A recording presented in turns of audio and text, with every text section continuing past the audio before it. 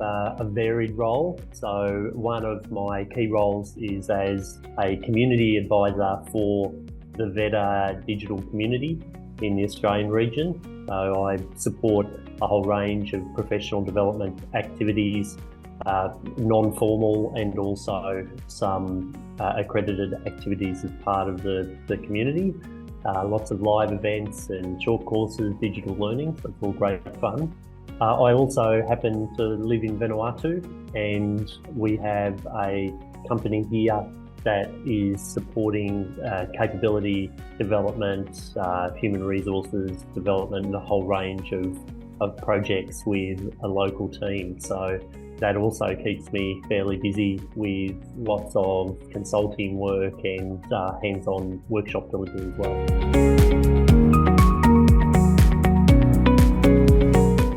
My varied roles, I do have to sort of juggle a lot of project activities.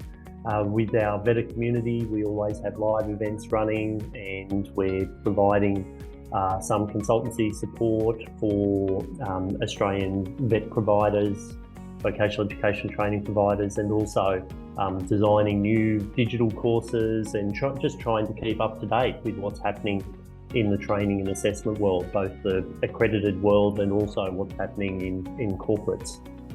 And with my role here in Vanuatu, it's just all various project work. So from a consultant and advisor perspective, you always seem to be juggling 3 or 4 or 5 projects at the same time to keep things moving. And we're very, very fortunate here. We have a growing local team where we're doing lots of training and capacity building, not just for our clients, but also in our own operations.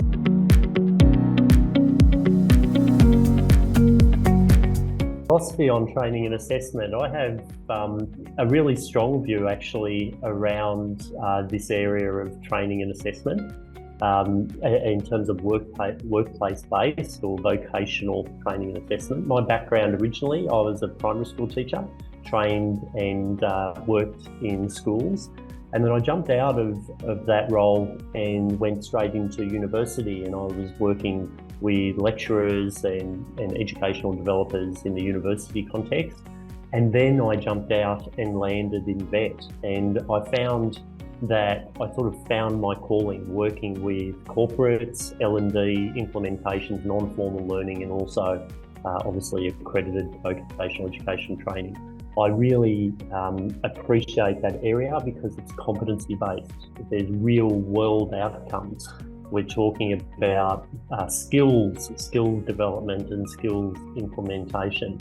So that really captured my attention, and the last 25 years, that's sort of what I've been focused on. And it's really, as I mentioned, that workplace-based delivery. I have a view that one of the ways that we could improve particularly formal vocational education training is to make sure that there's an employer attached to every single course. So whether that's via work placement or whether that's via obviously being employed and studying while you're at work.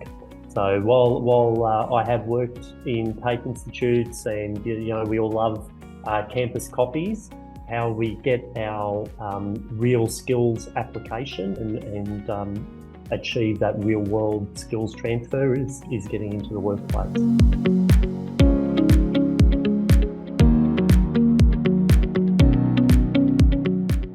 Workshop yesterday, and I had one of a whole group of industry people, but many of them were teachers and trainers.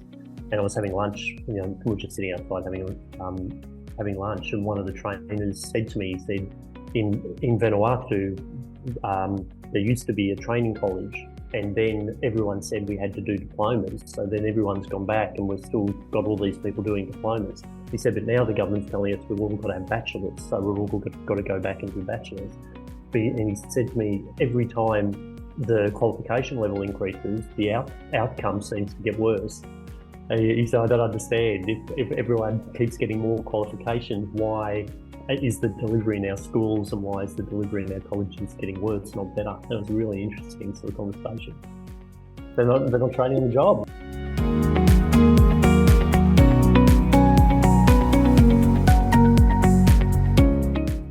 assessment requirements and methods changed through my career? That's a really interesting question to sort of reflect back on. Certainly technology has impacted every part of our lives, and also and obviously assessment as well. In my early career, so we're talking about last millennia, so 25 years I've been in the vet sector. So if we talk about my early career, we were photocopying machines. We were just constantly, obviously developing a whole range of different assessment tools, but very, very, very paper heavy with all of the activities. And technology has obviously had a major impact on that now with solutions such as Cloud Assess, where we don't have to worry about the paper. Automation has also been a very big part of that journey. So now when we're looking at assessments, the messaging, the release of assessments, the return, the tracking, the statistics that are possible for organisations to be looking at what's outstanding, what's completed, turnaround times, all of those kinds of things. None of that existed in my early years. So we would have our manager come down and sort of look at the piles of paper on the desk to work out who's been busy or who hasn't been busy in their work. I think obviously artificial intelligence is now this latest frontier. So there's not a day, I think, now that goes by where I'm not using artificial intelligence in some way with some part of work.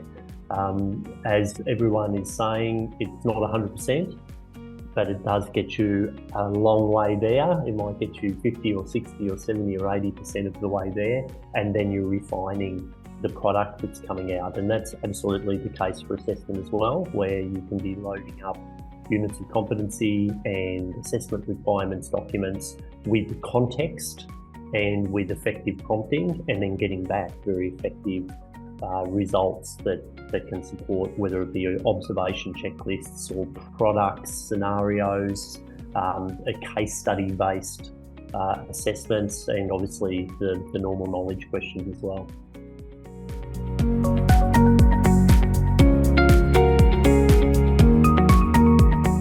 Things have changed for learners. I think from an assessment perspective, they've got access to a lot more information faster.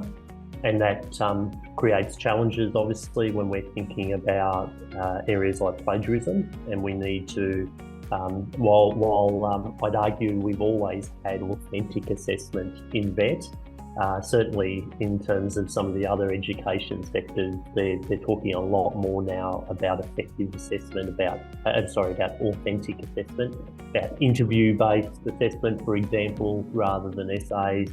And obviously observation in real world context as not only for part of authenticity, but also for that skills development. So even universities now are talking much more strongly about skills as part of their course delivery. So I think from a learner perspective, there's a lot more tools available, obviously technology, access to information. Again, the automation, the ability to communicate with, so again, coming back into my early career, we're talking sort of, yes, mobile phones just existed and you'd be able to get a hold of someone on the phone, when now the volume of messaging tools and obviously technology solutions, if you're using assessment technology, you can be communicating in solution.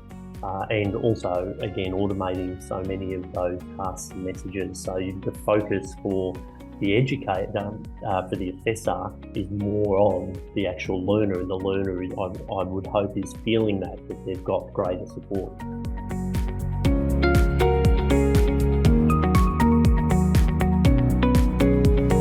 The value of a solution like Cloud Assess for clients and for the sector overall is around the best use, the best application of technology for learning, for training and assessment development. So from a technology standpoint, Cloud Assess, you've got obviously a beautiful user interface, as a starting point that really supports great engagement for learners and trainers and assessors. You're maximising the use of automation, so the control of activities happening within the solution can be released by the educators or by the L&D teams as they need, or can be fully automated. That really takes away a lot of the pain of how you manage the implementation of programs, particularly if you're a larger provider. So that pain keeps getting bigger and bigger.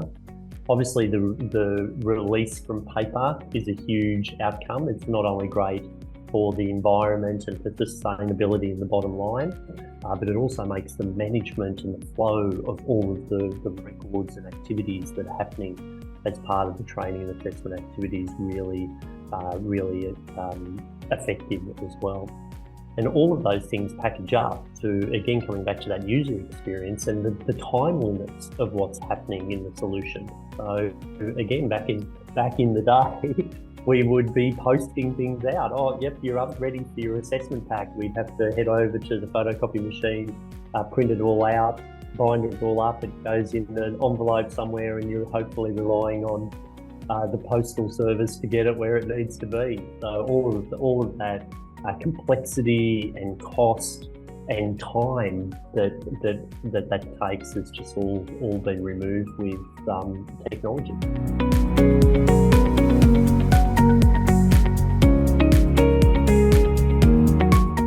What changes do I see coming for training and assessment? I think the ongoing rampant use of technology is only going to continue. Our lives are going to continue to get simpler and easier, with so much of the mundane administrivia, if you like, being taken away with technology solutions. As artificial intelligence becomes more powerful, it makes the production of resources much easier. So again, being able to access exemplars or benchmarks or authoritative content, and then being able to work and refine and tailor that content is just making instructional design a lot easier. And we're already seeing, obviously, AI being embedded in edtech solutions, so that we can make courses faster, we can make assessments faster, and we can make a whole range of media faster, whether it's diagrams or graphs or indeed whole videos. So that whole revolution that's underway is only going to continue and speed up. I think we've been talking about personalised learning for a long time, and sort of the last decade at least.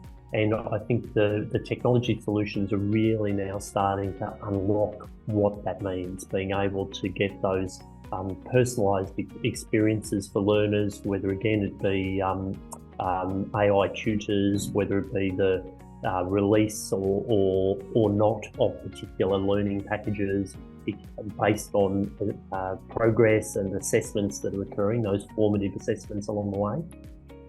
All of that sort of holy grail around personalised capability development. We've been talking about it, but it's really just starting to happen with these technology solutions. So I think in the next couple of years, we're going to be talking more and more about technology. And if you're a trainer, assessor, an educator, a lecturer, you're going to be spending a lot more of your time learning about the latest solutions and how to effectively use those to make your own work easier, but also how to effectively use those with students to enhance the student experience.